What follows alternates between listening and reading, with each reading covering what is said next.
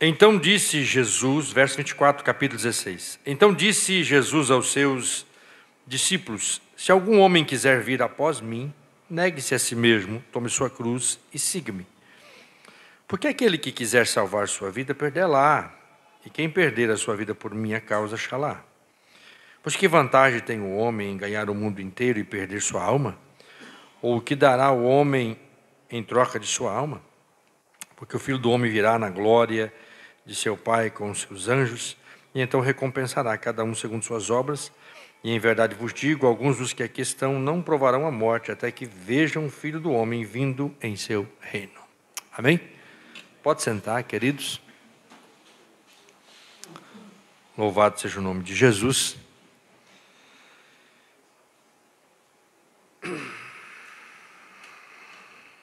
Meus irmãos, esse texto ele é bastante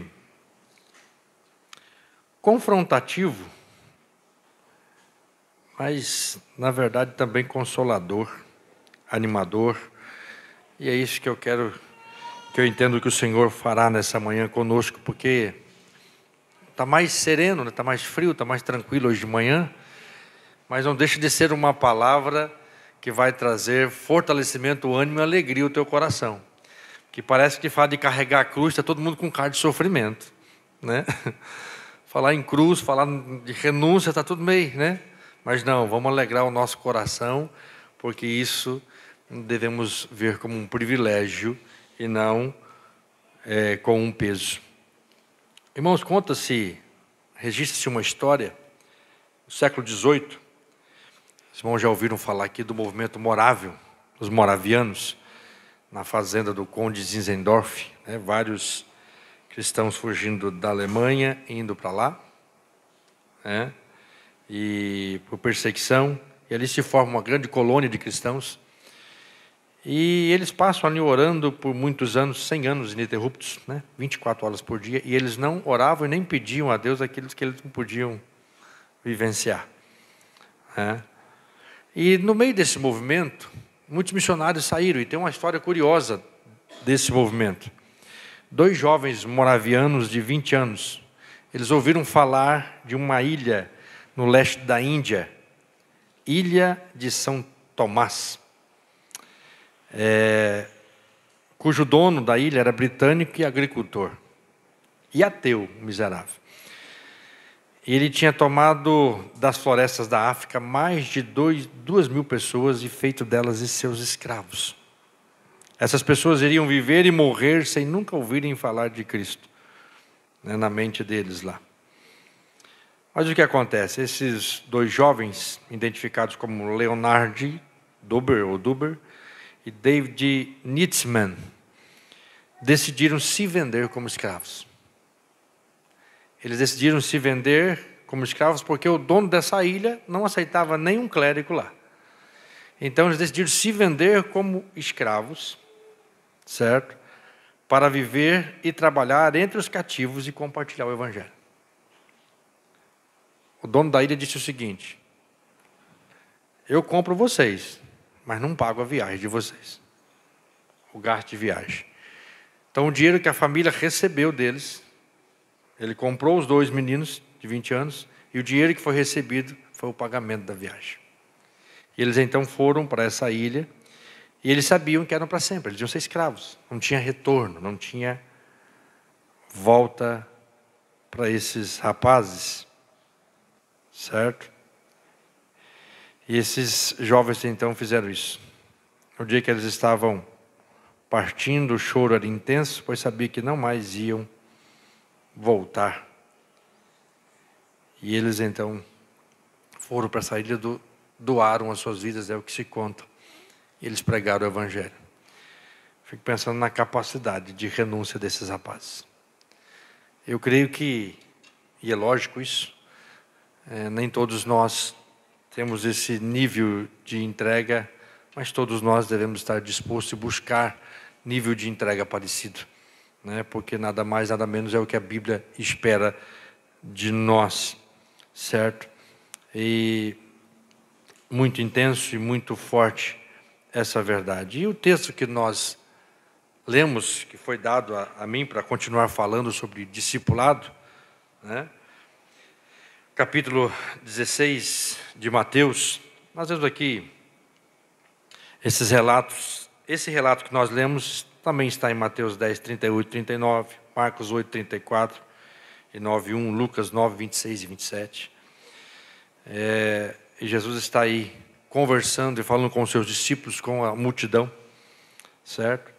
E ele já havia confirmado a sua identidade de Messias aos seus discípulos, certo? Mateus 16, 16. Ele promete estabelecer a igreja dele, certo? E que essa igreja ia romper com os portões do inferno. E ele promete a Pedro as chaves do reino do céu, não a Pedro, mas a igreja. Ele mostrou a necessidade de sua morte iminente, falou com os discípulos: olha, eu vou morrer, está aqui nos versos 21. E ao falar disso, né, da sua morte, da sua ida para Jerusalém, a sua entrega na mão dos anciãos, a sua morte, a sua ressurreição, aí nesse ponto, Pedrão, sanguíneo, né, colérico, pô, inventou esse temperamento, dá um trabalho esse negócio. O cara era agoniado, né? Bem agoniado, né, irmão Carlos? Então, ele já levanta e já fala uns negócios para Jesus, que Jesus não podia passar por isso, não podia ser assim, não podia acontecer, né? Longe de ti, Senhor, isso não será para ti. E ele já levou um tom de Jesus na hora, né? E Jesus já rotulou essa sugestão. Preste atenção nisso, que é muito importante, que é a ligação com o texto. Jesus olhou para... Aliás, o texto não fala que ele olhou, mas ele falou, né? Pedro. Nem falou para Pedro, né? Nem falou Pedro, para trás de mim, Satanás. Foi bem duro. Hoje em dia, Jesus fala um trem desse, ele perde assim uns... Dependendo da igreja que ele tiver, ele perde assim uns 70 membros, assim, de cara. Né? Para trás de mim, Satanás. Tu és uma ofensa para mim. Verso 23 do capítulo 16. Porque não tem gosto das coisas que são de Deus, mas das que são dos homens. E é a partir daí que vem o verso 24. Então vem essa fala tão emblemática de Jesus, tão impactante, essa inserção de Cristo, essa designação sobre o discipulado comprometido, ou o compromisso do discipulado com Cristo.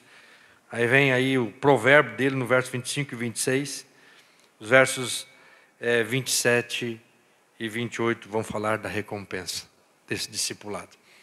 E como nos foi passado para pensarmos juntos sobre discipulado com Jesus e compromisso. Discipulado, ser discípulo, ser aluno, ser seguidor. Eu já nomenclaturei o curso para o batizandos de discipulado, né? Depois tirei, depois coloquei de novo. Eu falei, gente, discipulado não acaba nunca, só acaba a hora que Jesus voltar. Discipulado é essa ação de discipular, que Cristo efetua sobre nós. E nós vivemos esse discipulado contínuo. Agora, é bem natural nós entendermos que existem muitas pessoas que se declaram discípulos de Cristo, mas não demonstram comprometimento algum.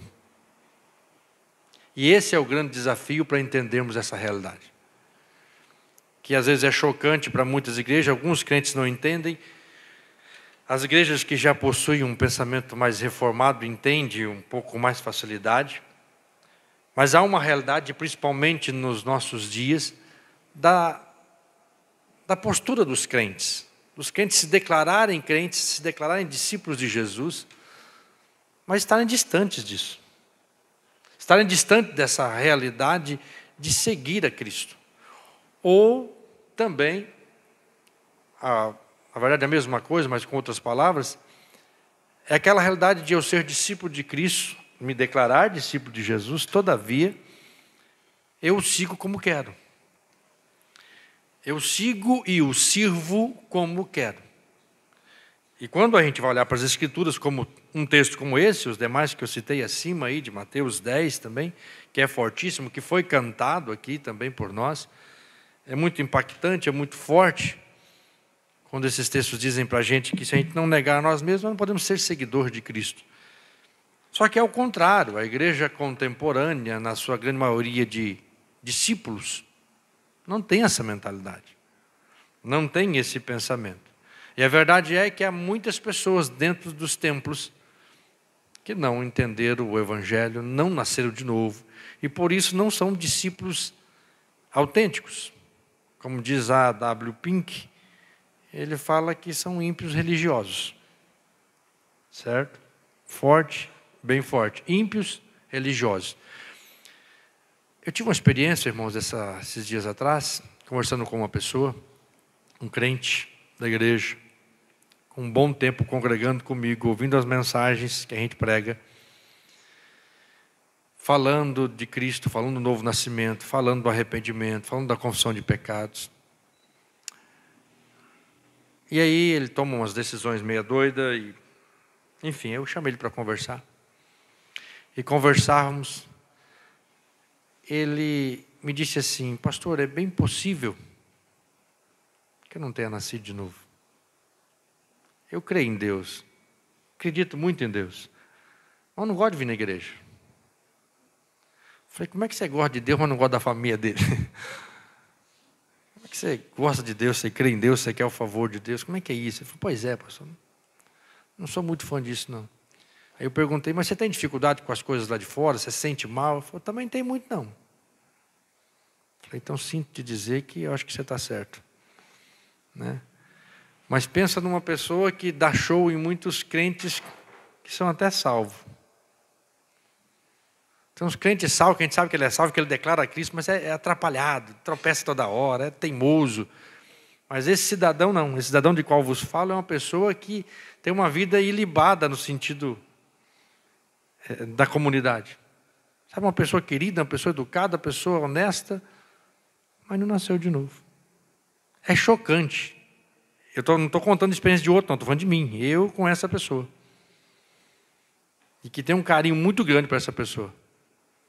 Um respeito muito grande. Falei, meu Deus, como é que lida com uma coisa dessa? E eu pensando nesse sermão. Pensando nisso tudo, pensando no que Jesus falou. E como, ao mesmo tempo, confronta o meu coração saber que Jesus se revelou a mim e eu pude crer nele profundamente, amá-lo, também me assusta. Ao mesmo tempo que me conforta, eu fico assustado por ter que, de fato, engolir essa realidade de que tem muita gente boa, pessoas boas, entre aspas, pessoas bacanas, pessoas legais,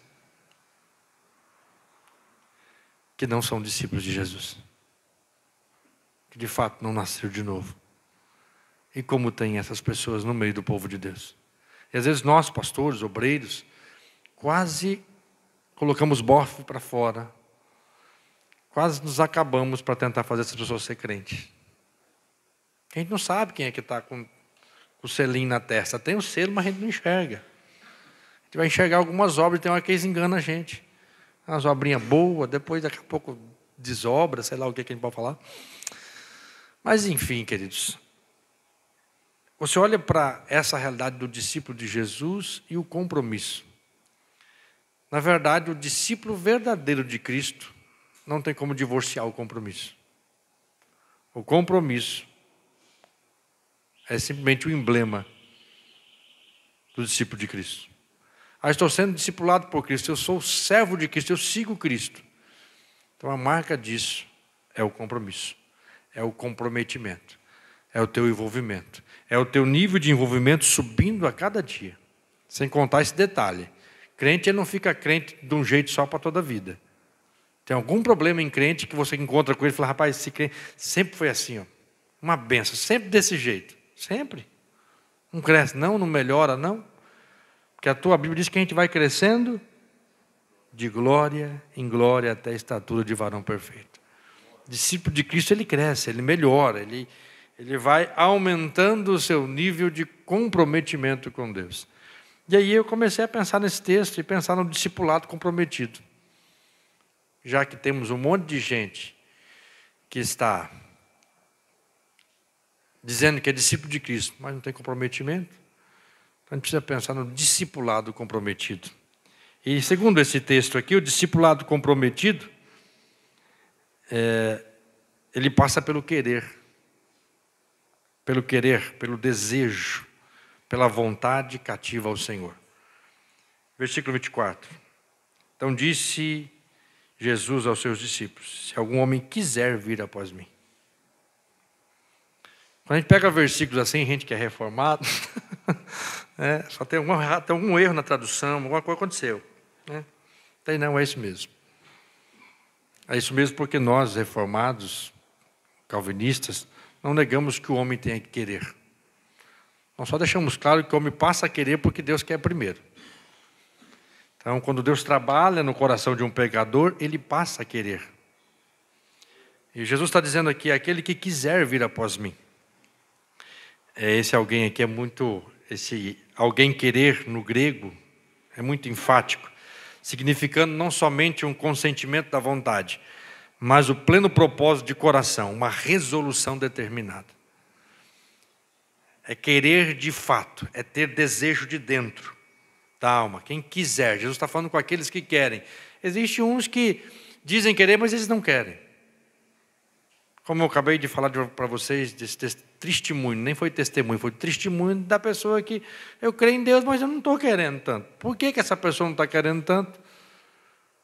Porque a verdade é que ninguém quer, se o Senhor não fizer a obra que tem que ser feita. Nós todos aqui sabemos. As pessoas só vão querer Cristo se Cristo querer primeiro. Atos 2, a partir lá do verso 37, se não falo a memória, ele vai dizer isso. Essa promessa é para todos quantos nosso Senhor, nosso Deus chamar. Lá no grego é proskaleomai, convocar, mandar vir. Certo? Então todos aqueles que o Senhor de fato faz essa obra, ele vai querer. Vai ter esse desejo. A W. Pink fala assim: deve ser constante, não ocasional. Se alguém quer vir após mim, deve ser de forma espontânea, não forçada, realizada com satisfação, não relutantemente. Tudo quanto fizer, fazei de todo o coração, como para o Senhor e não para homens. Colossenses 3, 23. Ó, quão impiamente o padrão que Deus colocou diante de nós tem sido rebaixado. Como isso condena a vida acomodada, agradável à carne e mundana de tantos que professam, mas de maneira vã que eles são cristãos. O que a W. Pink está dizendo com isso? Tem muitas pessoas que não fazem de forma espontânea isso. Não é um seguir. Por isso que eu comecei dizendo aqui na palavra que a gente está falando sobre cruz, sobre negar a si mesmo. E a gente é levado a ter um sentimento de... Acho que a cruz já está até pesando no ombro. É tipo assim: eu tenho que carregar essa cruz, senão eu não chego no céu. Pelo amor de Deus, não esse é o pensamento de quem creu na graça bendita de Cristo. De quem foi alcançado pelo sacrifício da cruz. Não, não. Essa realidade de que Cristo está querendo deixar claro aqui para o abençoado do Pedro e os demais apóstolos, que esse mandato de Cristo é algo que tem que ser feito com a alma, que tem que ser feito com querer, tem que ser feito, desculpa a expressão que eu vou usar, com gostosura, com delícias, com alegria. Mas pastor, como é que carrega a cruz? Pois é os desafios que o Evangelho propõe para a gente. Porque nós não estamos carregando uma cruz, ou não vamos fazer isso que Jesus vai falar aqui para nós, no versículo aqui a posteriori, para alcançar salvação. Nós não estamos fazendo isso para alcançar a vida eterna. Só faz isso quem já a tem. Então, a verdade da graça de Cristo, da salvação, me move a fazer isso. É totalmente diferente de quem crê na salvação pelas obras. Não é isso que Jesus está falando aqui. As pessoas que creem na salvação pelas obras é pesado, o fardo ainda é pesado. Mas aqueles que creem que Cristo os salvou pelo seu bendito sacrifício, é constrangido de tal forma a olhar e ver a grandeza disso, que vai então viver uma vida, como Jesus está pedindo, de forma espontânea, alegre, e não como um peso, como uma coisa angustiante. Pelo contrário, como Jesus diz em Mateus, no capítulo 5, bem-aventurados sois vós quando vos matarem, perseguirem, disserem todo mal contra vocês por causa de mim. Bem-aventurado é feliz, é abençoado. Parece contraditório, mas não é isso que o Evangelho está ensinando para a gente. Ele quer que nós descubramos isso. Jesus quer que na nossa caminhada a gente entenda, e se você quer seguir Jesus, é assim. Isso deve ser espontâneo. E ele vai dizer em Lucas que isso deve ser 9:23, que tem que ser diário. Tome a sua cruz diariamente, todos os dias. E fazer isso ao Senhor e não a homens. Então, irmãos, o fato de nós fazermos, ou melhor, quando nós não o fazemos, como Cristo ensina aqui, quando nós não conseguimos fazer esses detalhes aqui, negar a si mesmo, tomar a cruz, seguir, nós não temos que nos entristecer ou sentir peso de fazê-lo, nós temos que entristecer e sentir peso de não fazê-lo. A tristeza que deve nos abater é quando a gente falha nisso. Aquele que de fato decidiu, aquele que foi tocado pelo Espírito Santo e foi impactado pelo Evangelho, nasceu de novo, conheceu Cristo, a grandeza da sua glória, então ele quer fazer isso por amor do seu Cristo. De maneira que quando não o faz, se sente mal, fica triste, é pesado, é angustiante. Ontem o pastor pregava no retiro dos jovens para nós, ele diz, olha, eu não sirvo nem para desviar mais, porque se eu ficar lá fora, não serve para mim lá fora. O que tem lá fora? O que tem no mundo que tanto me interessa? Nada. Às vezes a minha carne deseja, mas a gente sabe que são minutos de bobeira, segundos de bobeira, e daqui a pouco aquilo fica um vazio de novo. Quem de fato conheceu Jesus de verdade, quem nasceu de novo, sabe que ele só se regozija e se completa na glória e na presença de Cristo. Então a primeira coisa que você precisa entender, eu preciso entender que esse discipulado comprometido envolve o nosso desejo, o nosso querer. Não é uma obrigatoriedade, não é porque o pastor pede, porque o obreiro pede, porque aquele irmão que está te auxiliando, te ajudando, você tem que ir na igreja. Toma cuidado com isso. Se entristeça quando você não quer comunhão. Se preocupe se você não quiser comunhão, se preocupe se você não sente arrependimento dos seus pecados, se preocupe com isso, porque isso deve acontecer em você com prazer, com alegria. Sabe, às vezes a gente tropeça, muitas vezes, e a gente fica triste, e ao mesmo tempo, pelo menos comigo acontece isso. Me entristeço por tropeçar, mas o bálsamo do Senhor vem vindo e o Senhor vem me lembrando. E vem trabalhando no meu coração, fala, olha, você está conseguindo enxergar os teus pecados. Você está se arrependendo dos seus pecados. Oh Deus, obrigado. Obrigado porque o Senhor está fazendo eu ver os meus pecados. Obrigado porque o Senhor está me exortando. Obrigado, Senhor. Outro dia eu estava ouvindo uma pregação lá na reunião do nosso presbitério, lá em Rolinho, o pastor pregava sobre os ídolos do coração, Ezequiel 17, eu acho, coisa assim. Ídolos do coração. E aquela mensagem foi entrando assim dentro do meu coração e foi me confrontando, e eu fui enxergando alguns ídolos que estavam escondidos lá dentro. Falei, Senhor, obrigado por o Senhor fazer isso. Ao mesmo tempo você sente tristeza, ou você sente alegria, porque o Senhor está mostrando os seus pecados. Então você os confessa. Agora, se você não vê seus pecados, se você não tem problema com alguns comportamentos, a minha oração é que Deus desperte você. Porque nós que conhecemos verdadeiramente Cristo, nós queremos aumentar o nosso comprometimento com Ele. Nós desejamos isso, há um desejo latente, tem que estar lá dentro, irmãos. Não é imposto. Porque o texto vai dizer assim, tome a sua cruz. Eu vou pegá-la. Eu que vou ir. É uma coisa que o Senhor trabalhou em mim e produz em mim. E isso tudo que acontece no verso 24 é resultado do que Cristo fez em mim. Por isso que tem essa seriedade da coisa. Porque se Deus não fez, não vai acontecer isso. Se Deus não fez algo em você, você não vai querer isso. Agora, se Deus fez, vai ter no teu coração o querer. É Ele quem faz o querer e o efetuar. Então a obra de Cristo gera em mim e você o querer. Como está o seu querer? É por isso que às vezes você vê a gente...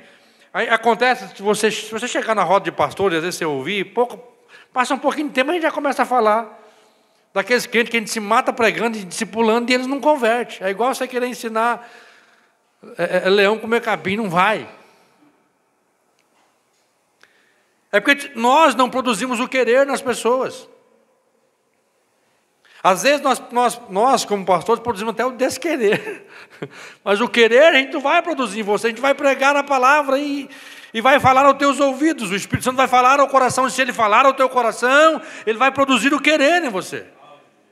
Então sim, meu irmão, minha irmã, pensa nisso hoje. Comece a pensar que o comprometimento, o discipulado comprometido, ele passa pelo querer, pela vontade cativa pelo Senhor, pelo desejo de ser discípulo e o desejo alegre e espontâneo. Amém? Mas ainda dentro desse texto, o discipulado comprometido, ele lida com a negação do ego. Olha o que ele diz aqui: se algum homem quiser vir após mim, negue-se a si mesmo. Se o homem quiser vir após mim, negue-se a si mesmo. A W. Pink trabalha muito sobre isso. A W. Pink é um teólogo do século XX. Morreu acho que em 1952. Um grande pregador, reformado e puritano. Trabalha sobre esse tema e ele é muito profundo mesmo. Quando se trata do negar a si mesmo nesse texto, muito se trata de prazeres. Muito se fala de prazeres da vida. Quando se trata, eu ouvi muito isso no início da minha carreira cristã, que o negar a mim mesma, negar as minhas vontades carnais, negar aquilo que eu praticava antes de ser cristão. Certo? Se eu bebia, não bebo, mas tem que negar. Se eu vestia algumas roupas meio esquisitas, não posso vesti-las e tal, essa coisa toda. Muito voltado a esse negar as coisas dessa vida, negar os prazeres dessa vida. A W. Pink ele leva para esse outro lado, ele diz essa realidade de negar o nosso ego. Particularmente eu tive a minha experiência de conversão, assim, o meu impacto, foi depois de ter ido para a igreja, depois de alguns anos. Porque eu tinha umas crises, presbítero Wesley. Eu fui para a igreja, irmãos, com 14 anos. Eu não fui um jovem Peralta, irmão Carlos. Fui um jovem tranquilo, 14 anos. Tinha tomado um porre de alguma coisa assim, mas bem tranquilo. Mas 14 anos, eu falava assim, por que eu tenho que me arrepender? Meus irmãos eram pecadores, eu não. Aí você ia na igreja naquela época, quando eu fui para a igreja, em 98, tinha muito aqueles testemunhos. Hoje eu não vejo tanto. Deve ter, é que não tem nas nossas igrejas, né? Aquele testemunho horrível. Tinha uns caras que até o capeta ficava de boca aberta com o testemunho deles. Uns trem feios, uns negócios feios. Um cara, uma vez na igreja, ele foi lá e testemunhou que ele era macumbeiro. E sacrificou não sei o quê. Aquilo arrepiava. Dava para sair correndo dentro da igreja. Os demônios ficavam fora da igreja de medo do cara. Eu falei, rapaz, que pecado que eu tenho? Mas do quê? Os pecadinhos bobo, de menino. Até que um dia o Senhor tocou profundamente no meu coração e disse, você precisa se arrepender da tua justiça própria. Você precisa se arrepender daquilo que você acha que você é. Você precisa se arrepender do teu orgulho, de achar que você não é pecador porque você não cometeu algumas coisas. Eu falei, tá bom, não está mais aqui quem falou. E aquilo ali começou a impactar o meu coração, porque eu não via. Você entende o que é consciência de pecado, às vezes? Você entende qual que é o problema, às vezes, quando a gente evangeliza pessoas, a gente evangeliza errado. O pastor Martin Lloyd Jones, ele disse que quando a gente começa a evangelizar alguém, você começa pela lei, não pelo amor. Você fala para a lei, mostra para a pessoa que ela está debaixo da lei, e o Deus Todo-Poderoso e Justo faz essa lei valer. E se ele fazer essa lei valer, ele te manda para o quinto dos infernos. E quando você lê a lei, quando você estuda a lei, você percebe que o pecado não é uma prática, simplesmente. O pecado é o que está dentro de nós. E às vezes a gente não ouve isso e vai nutrindo. E a gente pensa que o pecado é algumas práticas que a gente comete. E às vezes dentro do nosso coração, o ego está inflado. E o Evangelho de Cristo, o discipulado comprometido, ele lida com isso. Jesus está dizendo, tem que negar a si mesmo. Aquele que vem após mim tem que negar a si mesmo. Negar os seus conceitos carnais e humanos. Abrir mão de si, esvaziar-se de si, como foi lido aqui pelo Wesley no começo do culto, de Filipenses capítulo 2. Esse aqui é um exemplo do que Cristo na verdade, quer que nós façamos o que Ele fez, basicamente. É lógico que num âmbito diferente, Ele é Deus, está deixando de ser Deus, está se esvaziando do seu poderio do trono lá. Mas essa questão de esvaziar a mim mesmo, negar a mim mesmo, olhar para dentro de mim e observar que a minha velha natureza, o que tem dentro de mim, correspondente a mim, a Fernando, sem a ação de Deus, não serve. Não serve. A não ser aquilo que é transformado pelo Senhor, aquilo que é moldado e preenchido por Cristo. Porque fora isso, se eu não negar a mim mesmo, eu não nego a minha natureza pecaminosa. Se eu não negar a mim mesmo, eu não nego meus conceitos errôneos e mal construídos de mim mesmo e da vida. Eu preciso negar a mim mesmo. A vida que é vivida para a gratificação do ego nesse mundo está perdida para a eternidade. A vida que é sacrificada para os interesses próprios e rendida a Cristo será achada novamente e preservada durante toda a eternidade. É muito confrontante esse negar a nós mesmos, porque ele vai além desses desejos que eu citei. Não é só isso, isso é a parte menor, porque aquilo que eu disse para vocês, tem pessoas que negam, inclusive essa pessoa que eu tive essa experiência, ele disse, pastor, eu fiquei um bom tempo nesse mundo, mas eu não consegui me acostumar nesse mundo. Falando do mundo crente. Não me adaptei, eu quero fazer outras coisas. É isso, não consegue negar a si mesmo. Para negar o mundo lá de fora e viver nesse mundo, o mundo de Cristo, é uma obra que Cristo faz em nós. Então a gente consegue negar a nós mesmos. Não só as paixões, mas o todo do nosso conceito e dentro da nossa alma. Um jovem universitário graduado com um prospecto brilhante respondeu ao chamado de Cristo para uma vida de serviço, que Deus o fez para ele ir para a Índia, entre a casta mais baixa dos nativos. Seus amigos exclamaram, que tragédia, uma vida lançada fora, sim, perdida. Até onde diz respeito ao mundo, perdida, mas achada novamente no porvir. Negar a mim mesmo, negar as minhas vontades, negar os meus projetos, que estão fora dos projetos do Senhor. Essa autonegação, por causa de Cristo, por um desejo maior de seguir a Cristo. Isso é muito confrontador para nós pensarmos, simples, mas confrontador, porque isso precisa acontecer no meu e no seu coração. Essa postura de negar precisa acontecer no coração dos salvos.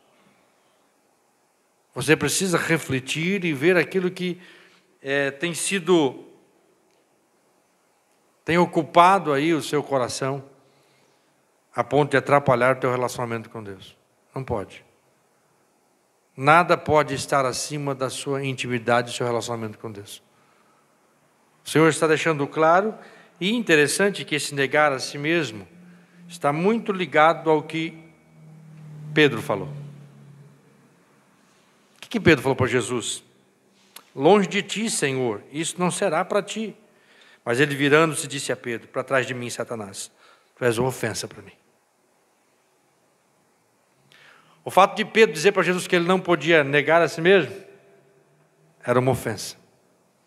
O fato de Pedro falar para Jesus, não, você não pode se entregar assim não, você não pode deixar matarem a sua vida, você não pode morrer não. No aspecto da visão dos judeus e dos romanos, eles que assassinaram Jesus. Mas no aspecto de Cristo, ele se entregou voluntariamente. Ele veio e se entregou como oferta por nós. Mas olha como é forte essa questão aqui do texto, quando fala de negar a si mesmo. Jesus está negando. Jesus está deixando claro o que é negar a si mesmo. Ele está ensinando. Pedro, é assim que tem que ser feito. É por isso que ele está respondendo, então, se você não... Aquele que quer vir após mim, tem que negar a si mesmo. Tem que fazer o que eu estou fazendo.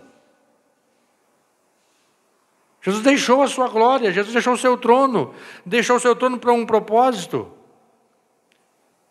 Ele negou a si mesmo, no sentido prático da coisa. Ele está dizendo para Pedro: Pedro, não é assim que um seguidor meu pensa. Um seguidor meu não pensa nos gostos desse mundo, não os prioriza. Um seguidor meu, ele nega os seus próprios gostos, por amor a mim. Ele abre mão dele mesmo. Não é ele quem vive mais, mas Cristo vive nele. É isso que Jesus está querendo deixar claro. E, irmão, sabe o que é sério aqui? Que me pesou quando eu estava lendo esse texto? É que o contrário do que eu acabei de dizer é satânico. Não é só uma coisinha leve. Jesus está dizendo: essas coisas é de Satanás, Pedro. Uma pessoa que diz me seguir, mas não nega a si mesmo, ela ainda está de mão dada com o diabo. É assustador. Uma pessoa que declara: eu sou discípulo de Cristo, eu sirvo a Jesus. Que bom. Mas não consegue negar a si mesmo, não consegue abrir mão de tudo que as Escrituras vão estar te exigindo no decorrer da sua vida cristã. Se você não está disposto a isso, se você não tem desejo por isso, Jesus vai dizer: para trás de mim, Satanás. Porque isso são coisas do diabo. Isso é ofensa a Deus. Irmãos, é ofensivo ao Senhor. Jesus está dizendo: é ofensivo isso. Jesus está dizendo para Pedro: Pedro, você me ofende dizer que eu não posso negar a mim mesmo, que eu não posso me entregar, que eu não posso me entregar por um propósito maior. Eu vim, Jesus já deixou claro que a comida e a bebida era fazer a vontade do Pai, era se entregar, era fazer o que tinha que ser feito. E Pedro vem e diz: não, você não pode. Jesus fala: não, tem que negar a si mesmo. Quem me segue, nega a si mesmo, como eu estou fazendo. Acorda, Pedro, fora disso é coisa satânica. Fora disso ainda é viver na morte. Olha que trem doido, é viver na morte. Ainda é estar morto em seus delitos e pecados. Agora, se há no teu coração um desejo de negar a si mesmo, a obra de Cristo começou em você. E diz a palavra que Ele é fiel para terminar. Talvez você está aí e já fala: pastor, mas tem algumas coisas que eu não consegui negar. Mas tem vontade? Tenho, então continua. Continue negando a si mesmo. Não deixe o seu orgulho falar mais alto. Sabe isso aqui, esse negar a si mesmo, é o resumo de Mateus 5-7. Quando Jesus vai dizer assim: olha, se alguém te pedir para andar 1 milha, ande 2. Se alguém te pedir a túnica, dá a capa dá os 2. Confundi aqui Olha, se alguém te der um tapa no rosto, vira o outro lado. Isso é negar a mim mesmo. Irmão, sabe o que é isso? Negar a si mesmo? Negar o meu direito. Sabe aqueles crente? Sou crente.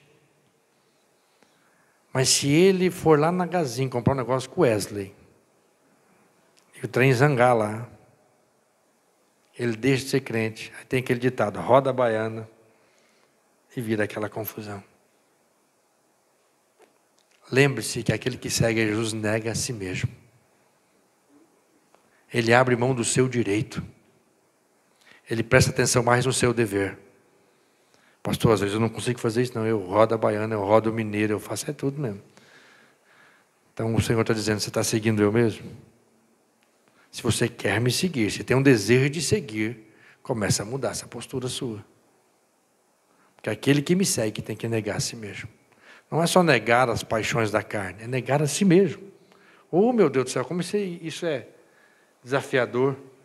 Mas é possível por quê? Porque a gente consegue? Não, porque o Espírito Santo habita em nós. Então sim, a gente consegue. Isso é cristianismo. Isso é viver cristão. Isso é seguir Jesus de forma comprometida. Seguir de forma comprometida, ou ser discípulo, viver o discipulado de forma comprometida, é isso. É estar disposto a negar a mim mesmo para agradá-lo, para honrá-lo, levar sobre os meus ombros o que for necessário, a vergonha, o vitupério, como diz lá em Hebreus, você estava caçando o versículo no começo do culto, por Cristo, que é o que vai ser o segundo passo aqui. O terceiro, aliás, da mensagem. Mas, meus irmãos, é sim de a gente ficar assim meio coisado, como dizia um colega meu, quando ouve essas coisas. Mas não fique, não. Se está no teu coração um desejo de negar a si mesmo, dê glória, louve e exalte o Senhor, porque você pertence a Cristo. Agora, se isso não acontece no teu coração, que Deus tenha misericórdia e te alcance, porque eu não consigo te alcançar. Eu não vou conseguir te convencer, talvez intelectualmente, mas convencer, só o Espírito Santo pode trazer você à vida e fazer com que você creia nessas verdades e viva uma renúncia a todo tempo. Porque o negar a si mesmo é renunciar. Renúncia a todo tempo. Renunciar tudo aquilo que era competir com o Senhor. Lucas 14, 25 a 33, fala desse negar um monte de coisa. Vamos ler esse versículo 14, capítulo 14 de Lucas. São uns textos bastante pesados. 25 do capítulo 14 de Lucas. Iam com ele grandes multidões e voltando-se disse-lhes: se algum homem vier a mim e não aborrecer seu pai, a mãe, a esposa... Não vai sair daqui brigando com a esposa, com o pai não, tá? Entendo o que Jesus está falando. Se algum homem vier a mim e não aborrecer seu pai, a mãe, a esposa, filhos, irmãos e irmãs, sim, também a sua própria vida, ele não pode ser meu discípulo. Eu acho interessante essa expressão, aborrecer a própria vida. Se não faz isso, não pode ser meu discípulo. Ou seja, a marca de um discípulo é essa disposição de renúncia, de negar a mim mesmo. E quem aí vem não carregar a cruz e não vir após mim, não pode ser meu discípulo. Irmãos, Mateus 10 também vai falar sobre isso. Olha que Mateus 10 vai dizer-nos, 10:38.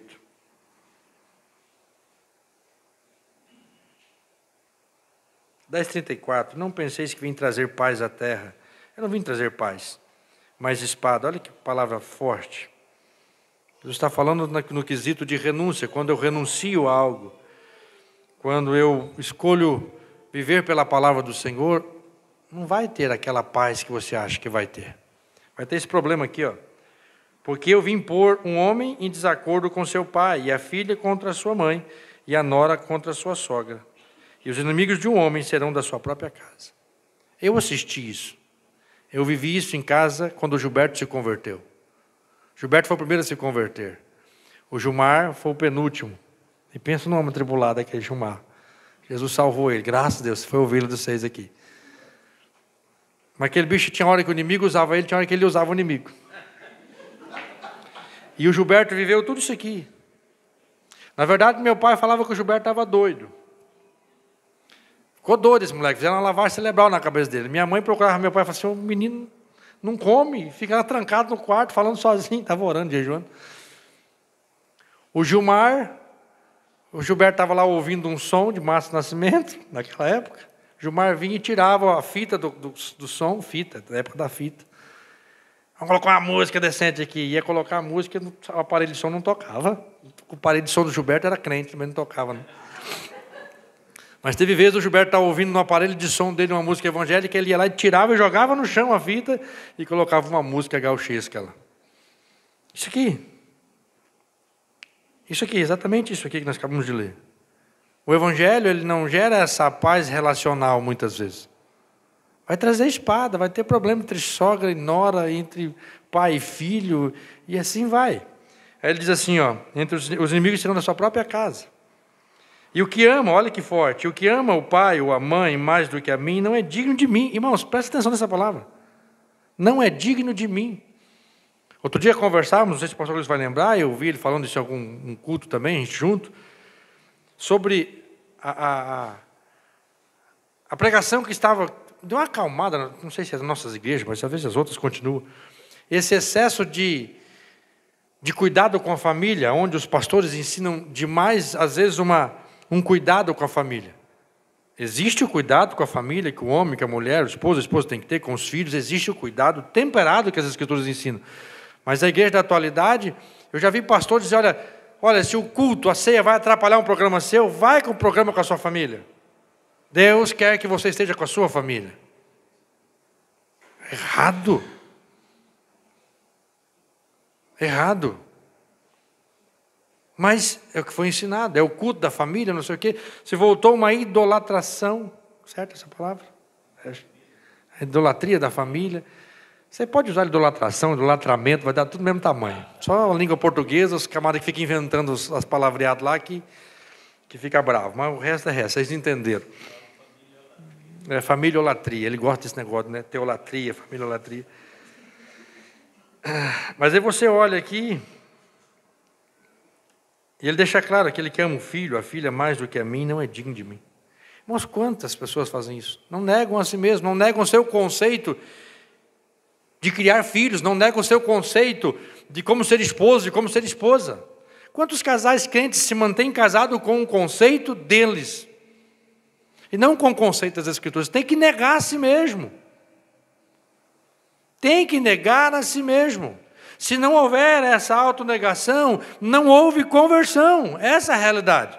Não é que a autonegação me leva à vida eterna, mas a vida eterna implantada em meu coração me leva à autonegação.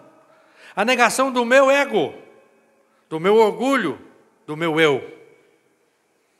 Então, em nome de Jesus, eu chamo você para pensar nisso.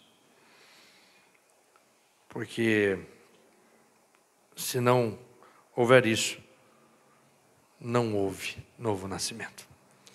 O discipulado não para por aí, ele vai continuar, vocês já estão vendo no texto. O discipulado comprometido passa pela cruz. Eita, Jesus da glória. Aí cruz a gente já pensa no sofrimento, né? Até porque quando se fala de cruz, nesse contexto, não está falando das cruzes que a gente coloca.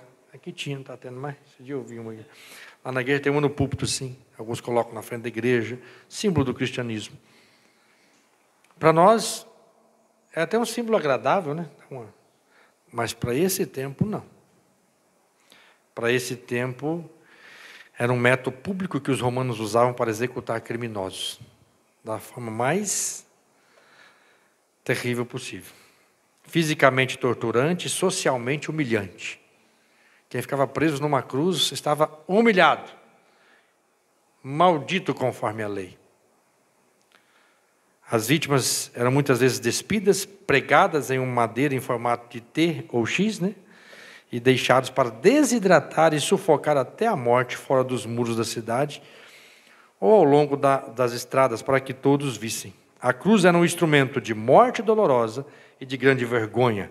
A imagem que Jesus está colocando nas mentes de seus discípulos é que eles abracem o sofrimento e a vergonha do mundo, até o ponto da rejeição, perda e até a morte física. Jesus logo dará esse exemplo, literalmente, quando for crucificado. E ele espera que qualquer um que deseje segui-lo tenha a mesma visão do mundo e de reino. Isso é seguir seu exemplo. São esses os discípulos que Jesus recompensará grandemente. A W. Pink fala assim: e tome sua cruz. Isso se refere não à cruz como um objeto de fé, mas como uma experiência na alma. Os benefícios legais do Calvário são recebidos através do crer, quando a culpa do pecado é cancelada. Mas as virtudes experimentais da cruz de Cristo são somente desfrutadas à medida que somos, de um modo prático, conformados com a sua morte. Filipenses 3,10. É somente à medida que realmente aplicamos a cruz às nossas vidas diárias, regulamos nossa conduta pelos seus princípios, que ela se torna eficaz sobre o poder do pecado que habita em nós. Não pode haver ressurreição onde não há morte, não pode haver andar prático em novidade de vida até que carreguemos no corpo o morrer do Senhor Jesus. 2 Coríntios 4,10. A cruz, preste atenção nisso aqui, a cruz é o sinal, a evidência do discipulado cristão. É a sua cruz e não o seu credo que distingue um verdadeiro seguidor de Cristo do mundano religioso. A. W. Pink. Vou repetir essa frase, eu gostei muito. É a sua cruz e não o seu credo que distingue um verdadeiro seguidor de Cristo do mundano religioso. Por que é importante falar nisso? Porque muitas pessoas até entendem um pouco da mensagem da cruz. Eu falo com meus colegas tradicionais por aí, os parentes presbiterianos que tem por aí, e eu me preocupo muito. Às vezes discuto com alguns colegas pastores e falo: olha, que teologia boa vocês têm. Vai sair na mídia aí. Deus ajude. Que teologia boa! Posso dizer que 95, 96% da teologia a gente se equipara com alguns irmãos, algumas igrejas tradicionais, mas algumas delas, lógico que não são todas. É triste você ter que lidar, que é isso, tem um bom credo, tem uma boa teologia, mas não vive, não toma a sua cruz. Não há vida prática da fé cristã, não há disposição do sofrer por Cristo. Se for sofrer por Jesus, não, nem das pequenas coisas, nem de coisas triviais. Tem gente que não consegue abrir mão. O que é coisa trivial?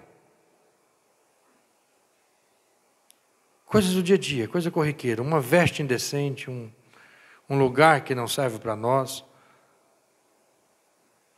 uma bebida alcoólica, coisas triviais, coisas que escandalizam pessoas lá fora, que as pessoas não sabem lidar com isso direito. Alguns crentes mais frágeis não conseguem lidar com isso, e os crentes, não, eu sou forte, fica fazendo essas bobagens, e tem um credo bonito, mas não consegue tomar a sua cruz, não consegue lidar com o sofrimento, não consegue lidar, como diz Arthur Pink, com o ódio do mundo, não consegue lidar com a vergonha que a cruz lhe traz.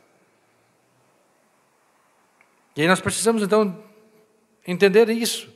E nós temos um grande perigo, nós que temos a doutrina reformada, a doutrina calvinista, nós corremos muito esse perigo de ter a mente cheia, definir bem o nosso credo, a nossa fé, mas a prática da vida cristã está lá atrás.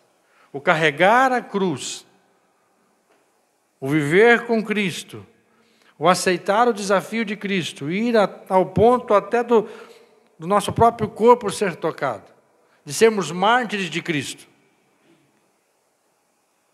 de abrir mão de um monte de coisa que nos atrapalha e atrapalha outros, e fazer isso com alegria, como eu disse no primeiro tópico. Tomar essa cruz. Jesus está chamando, está fazendo a gente pensar nisso, nessa realidade do sofrimento que nós passamos quando se trata de servir a Cristo. Olha que coisa linda, Jesus não enganou nenhum seguidor dele, como muitos pregadores dessa era enganam, que resume a vida cristã em bênção, em vitória, em glória, em uma vida financeira agradável, que essas pessoas, esses artistas estão pensando que eles estão entendendo o Evangelho, não estão entendendo nada, certo? Pregando a prosperidade de uma maneira totalmente errônea, e dizendo que isso é Evangelho. E as pessoas vão enchendo a igreja. Esse Evangelho que diz que as pessoas podem viver a vida que querem viver do seu jeito, nos seus padrões, desfrutando dos seus prazeres, está tudo certo. Está tudo ok, Deus os ama, Deus entende você. Como tem uma pessoa muito conhecida minha que ela tem problema com o gênero dela. E ela disse para a mãe, falou, não, Deus vai me perdoar, Deus me entende. Deus é bom. Eu gosto de Deus, já foi crente. A tribulação. Você está entendendo? Então, essa realidade de tomar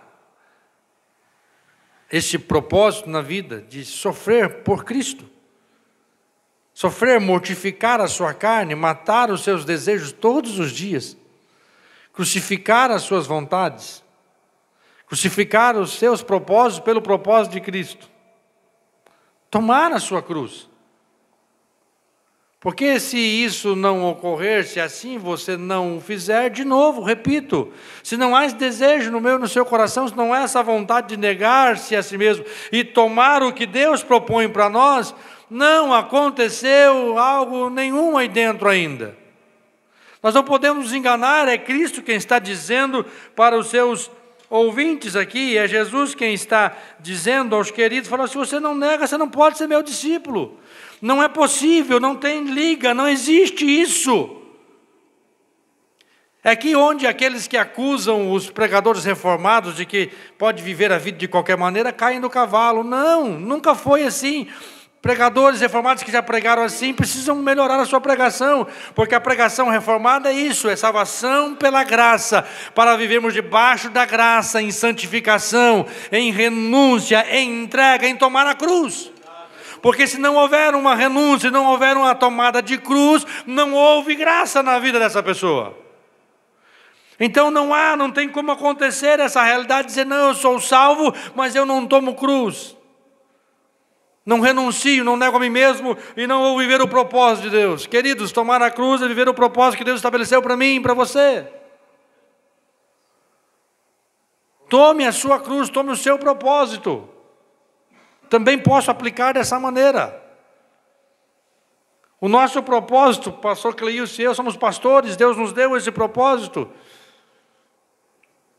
E tem tanto sofrimento como em outras coisas, mas é uma cruz que não que seja pesado, não deve ser, meu Deus, tem que carregar isso, esse pastoreio. Não, às vezes pesa mesmo, não dá, você sai correndo, daqui a pouco você fala, para, seu pecador miserável, isso é uma coisa linda da parte de Deus, Deus te escolheu no meio de bilhões de pessoas, você não valia nada, mas Ele te escolheu, te salvou e te colocou para servir a igreja.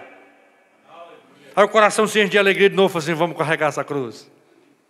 Glória a Deus, que coisa linda, que coisa maravilhosa poder ser pastor, que coisa maravilhosa eu poder servir a igreja, que coisa maravilhosa eu poder pregar, que coisa maravilhosa eu poder ter que sentir algumas pancadas na cabeça, que coisa maravilhosa sentir ingratidão, que coisa maravilhosa, glória a Deus, é por um propósito maior, aleluia! Fazer isso com prazer, fazer isso com alegria, vai doer na hora, depois você respira fundo, valeu a pena, glória a Deus, valeu porque doeu não, porque o nome do Senhor foi glorificado. E o texto está dizendo, aquele que quer vir após mim, negue-se a si mesmo e tome a sua cruz. Olha o detalhe de tomar, você tem que tomar a sua cruz.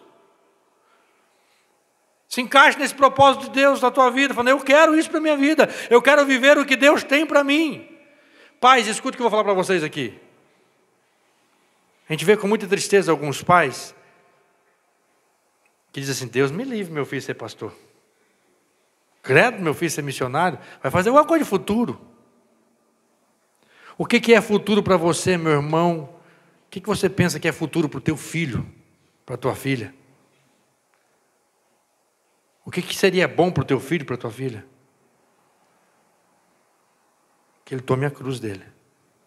Que ele viva o propósito de Deus para a vida dele. E de forma intensa. Não queira que o teu filho ou a tua filha deseje nada mais, nada menos do que a vontade de Deus se cumprindo na vida dele. Para com essa bobagem. Eu já vi pais tentando convencer filhos que têm vocação para ser pastor, para fazer outra coisa. Pais que os filhos têm vocação para ser um missionário, para ser um obreiro. Não, tem que fazer outra coisa de futuro. Olha, Martin Lloyd Jones era médico assistente da rainha da Inglaterra. Ele deixou esse trabalho, voltou para o país de Gales, e foi pregar, e foi perguntado, ele falou, não existe algo mais sublime do que ser pregador do Evangelho. Aleluia. Outro dia, um pai e uma mãe contou um testemunho para mim, que o filho chegou para eles, e eles falaram assim, o que você quer ser da vida? Fala para nós. Foi exatamente esses pais que estavam querendo, a mãe principalmente, querendo que o filho fizesse outra coisa, não fosse pastor não, porque ser pastor é difícil, e o abençoado é filho de pastor. É difícil, o pai e a mãe, né? E o menino gosta de igreja. Aí chegaram e conversaram com o menino. Fala para nós o que você está decidindo. Fez 18 anos, o que está no teu coração? O menino olhou para ele e falou assim, pai, mãe, eu não consigo me ver fazendo outra coisa, a não ser pastorear. Então desceu o coração deles e vai investir nessa área na vida deles. Tome o seu propósito. Eu estou falando de cruz como um propósito aqui agora. Estou fazendo aplicação. Eu já interpretei o texto dizendo para vocês que a cruz aqui é o sofrimento. Aí as últimas consequências por causa de Cristo. Estou aplicando como um propósito também. Que Deus tem para nós.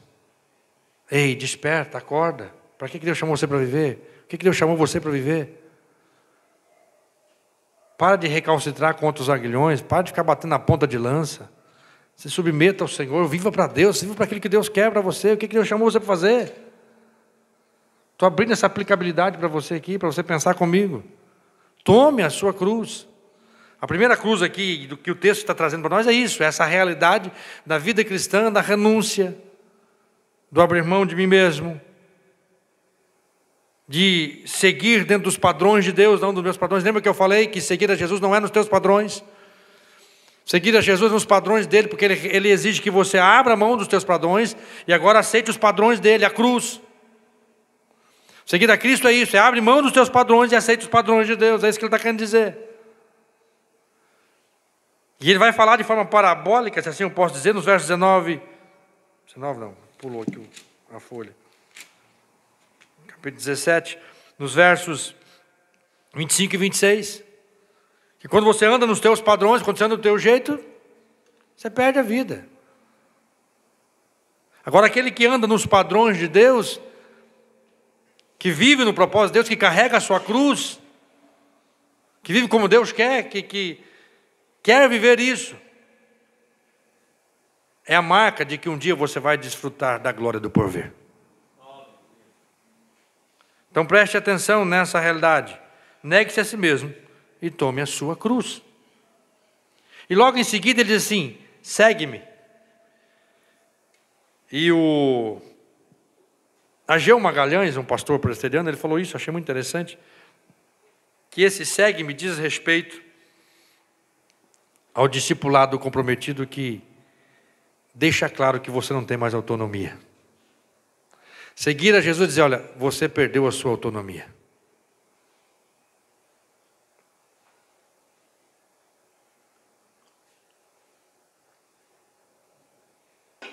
Misericórdia. Estou terminando, só mais uns 5 pontos eu acabo.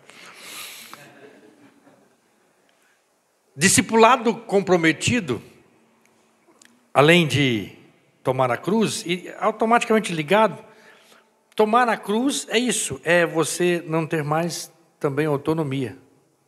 Porque ele fala assim, segue-me. Seguir alguém.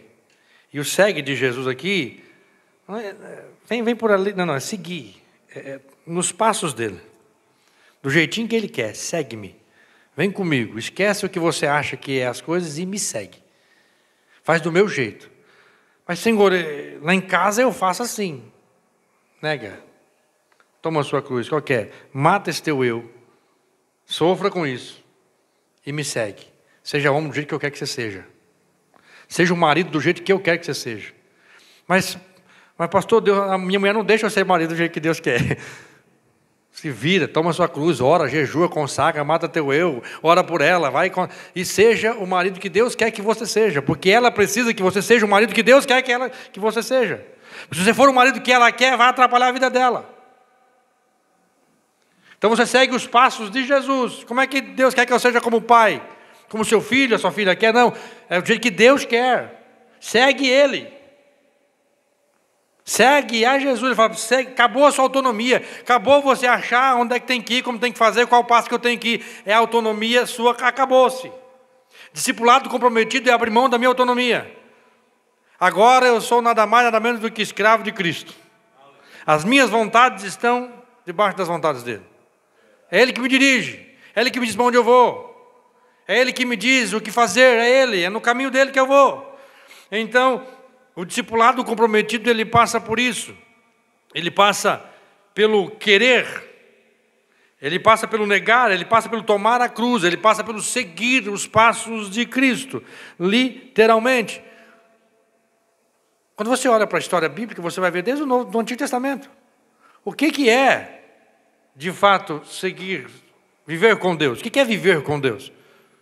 Viver atrás do Senhor. Olha para Noé. Fala, que doido, esse maluco é doido, fazer um barco no seco. Pois é, ele está andando nos passos do Senhor. O mundo inteiro estava podre, o cara e a família dele só. Doido. Ele não estava andando nos parâmetros do mundo.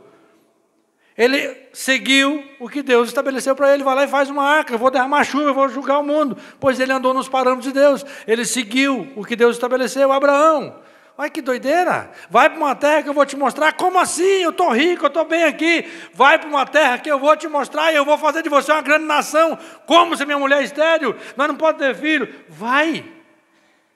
Isso é viver e seguir a Deus.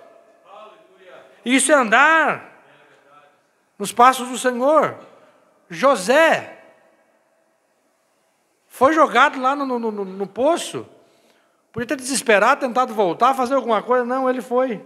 Anos após anos. O propósito de Deus estabeleceu na vida de José. Ele podia ter envolvido com aquela mulher. Se a mulher fosse feia, ele não tinha corrido. Repreendi no nome dele mesmo.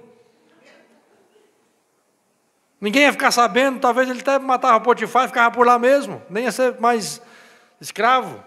Olha a coisa do capeta que poderia ter acontecido com ele. Mas não, ele seguiu o que Deus queria, ele foi obediente, ele estava ali o tempo todo seguindo os parâmetros de Deus. Ele não ia desonrar Deus, ele tinha colocado no coração dele que ele jamais ia desonrar o Senhor. E o Senhor o colocou lá na frente lá do Egito. Você olha para Moisés, o que é aquilo? O cara sai do palácio, está na boa, e Deus manda ele para o deserto. O cara fica lá no deserto, queimando, torrando no deserto.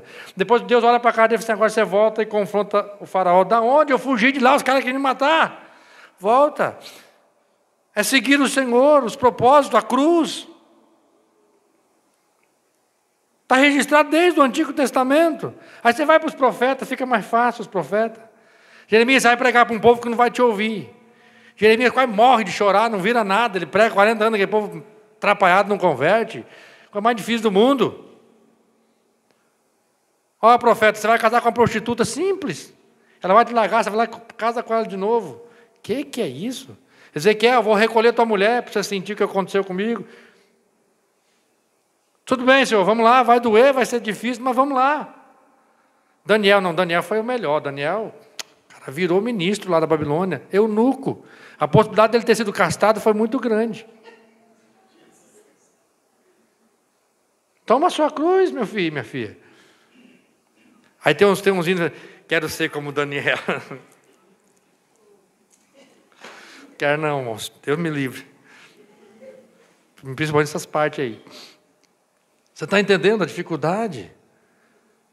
Mas ao mesmo tempo você fala, cara, olha o que Deus está providenciando, olha como é que é o trabalhar de Deus.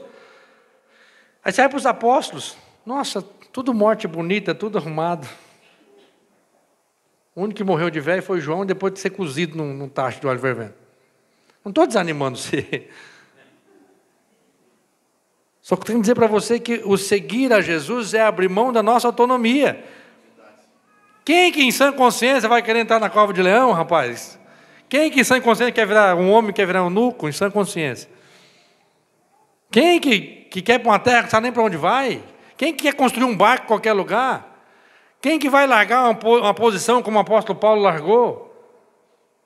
Está sendo ali treinado para ser um grande doutor da época, respeitadíssimo, um rabino respeitadíssimo, para ir apanhar, levar bordoada, levar pedrada, ser preso, chicoteado, e morrer com o pescoço, com a cabeça decapitada. Irmãos, Jesus não enganou você nem a mim. Preste atenção nisso. Ele nos chamou para carregar a cruz e seguir. Aí você está desanimado, né? Deixa eu encerrar aqui, porque senão vocês vão começar a chorar. Me encerrar.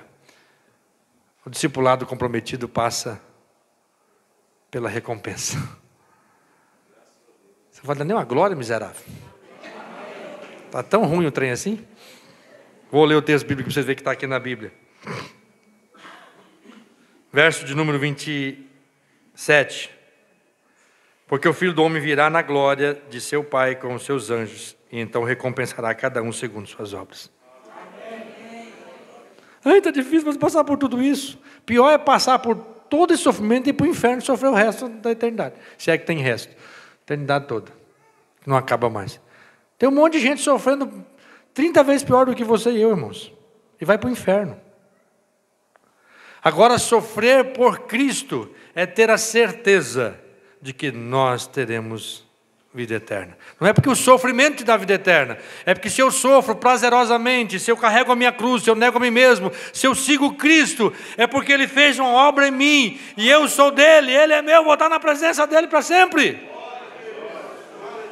E eu fico vendo um negócio e falo, gente, Deus é bom demais, porque além de me salvar, me capacita a ser crente, Ele vai me abençoar ainda. Mais ainda, Ele vai me dar outro, Ele vai me dar galardão. Nem vou falar de galardão aqui, que é a última festa que eu tive aqui, falar de galardão demais, o rapaz ali. Falou bastante sobre galardão, vocês estão Vai lá e pega a mensagem dele, vocês vão ver sobre o galardão. Mas é disso que ele está falando, do galardão que o Senhor dá aos discípulos comprometidos.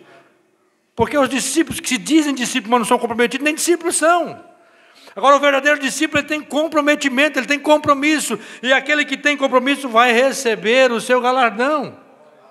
Assim como aquele que, de fato, diz servir a Cristo, mas não abandona nada, ele vai receber também um juízo na cabeça dele. Isso está registrado em Marcos 10, 28, 30, que o Senhor vai retribuir 100 vezes mais. Certo?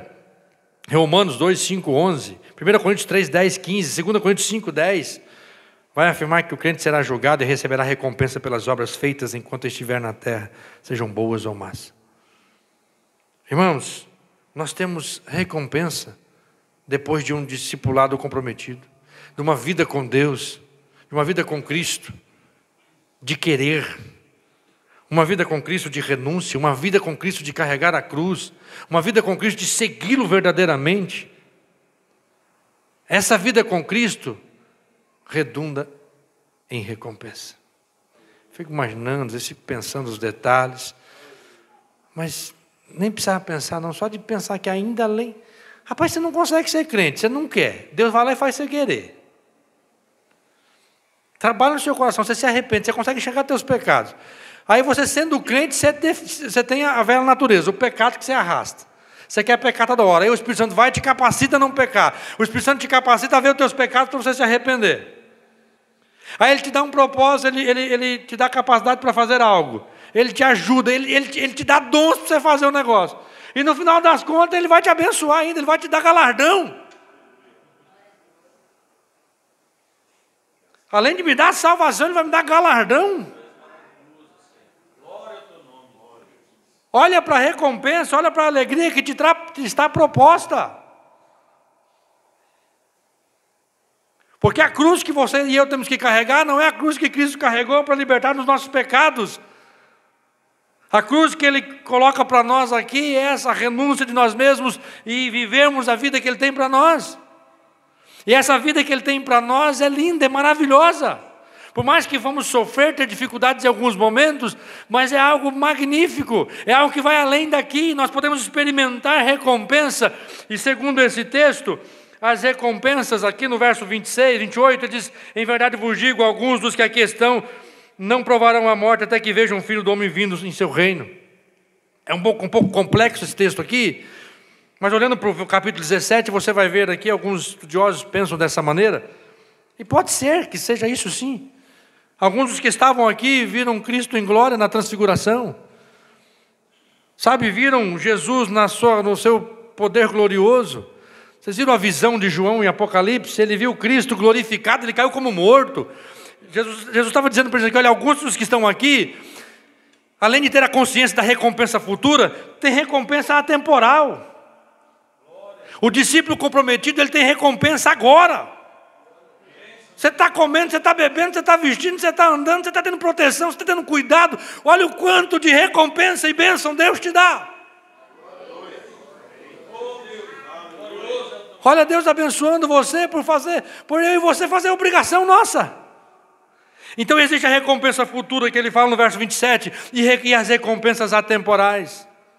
Não é só a recompensa de quando ele vir, é a recompensa de agora. Tem muita coisa acontecendo, muita bênção sendo dada para você e para mim. Nós não merecemos nada, mas Ele nos abençoa, Ele cuida da gente, Ele nos dá saúde, Ele nos dá alegria, Ele nos dá paz em meio a tanta tribulação e guerra. Talvez você fique só pensando na cruz, não negar a si mesmo. Para com isso, alegra teu coração. O Senhor te capacita a fazer tudo isso e ainda te recompensa. Louvado seja o nome dEle. Bendito seja o nome de Jesus. O Senhor te recompensa pela sua fidelidade. Seja fiel ao Senhor, viva isso que o Senhor estabeleceu para você. Tenha uma vida de comprometimento com o Senhor. Viva essa vida de comprometimento com o Senhor. Em nome de Jesus, meu irmão, minha irmã, eu te faço uma pergunta que Jesus ministrou ao meu coração. Qual tem sido o seu nível de comprometimento? Qual tem sido o seu nível de comprometimento com Jesus? Seu nível de entrega, seu nível de renúncia, o seu nível de seguir a Jesus. Se o Senhor efetuou o querer no teu coração, esse nível tem que subir. Esse nível tem que ser maior amanhã do que foi hoje. Lembra dos meninos no começo da pregação? Vender-se a si mesmo. E eu me lembrei, para mim encerrar a palavra, de uma menina na África. Eles estavam construindo o templo. Eu não me lembro o nome dela, mas é uma história verídica.